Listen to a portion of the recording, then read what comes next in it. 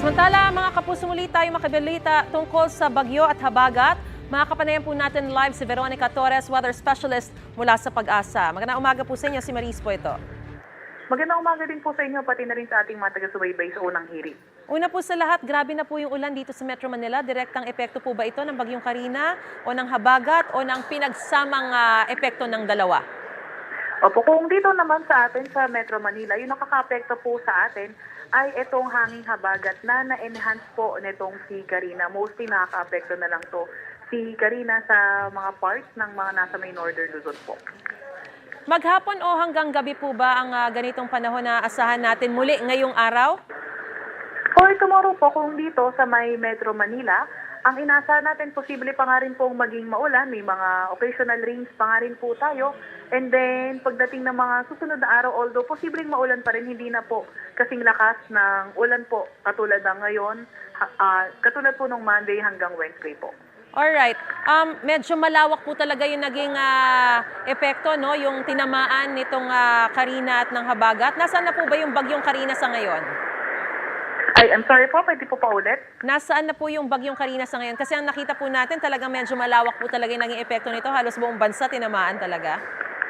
Opo, so sa epekto niya, medyo naging malawak nga po itong si Karina ay currently nasa may layong 290 kilometers northeast ng Itbayat, Batanes. And then, posible din itong lumabas by Wednesday evening or Thursday morning. Alright, pero kailan po ito magla-landfall? Sa ngayon po, nakikita natin kung hindi po natin inaasahang magla-landfall sa Philippines, pero posibleng mag-landfall between Wednesday evening and Thursday early morning by sa mga susunod na araw, or mag-landfall sa Taiwan Wednesday evening o kaya Thursday morning po. Ulitin lang po natin, kailan lalabas ng Philippine Area of Responsibility ang bagyo at hanggang kailan natin naasahan yung ganitong mga pag-uulan? Pasensya na po ma'am, medyo mahina po yung audio. Ano po ulit yun? Alright, ulitin lang po natin hanggang kailan natin inaasahan lalabas ng Philippine Area of Responsibility yung bagyo at hanggang kailan natin aasahan yung ganitong mga kalalakas na pag-uulan?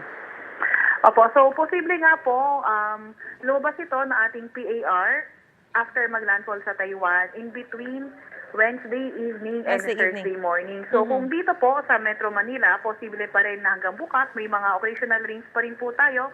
Pero pagkatapos po around Friday, although posibleng maulan pa rin, pero mas mahina na, hindi na katulad ng ganitong mga pagulan na katulad ng Monday to Wednesday. May nakikita pa po ba tayong ibang weather disturbance na papalapit sa Philippine Area of Responsibility? Currently, wala na po tayo nakikitang ibang weather disturbance o maliban nga dito sa habagat at dito kay Karina po. Alright, maraming salamat po sa inyo pong panahon at sa impormasyong binigay niyo po sa amin. Veronica Torres, weather specialist mula sa Pag-asa. Mga kapuso, para una ka sa mga balita, mag-subscribe sa GMA Integrated News sa YouTube. Sa mga kapuso abroad, subaybayan niyo po kami sa GMA Pinoy TV at sa www.gmanews.tv.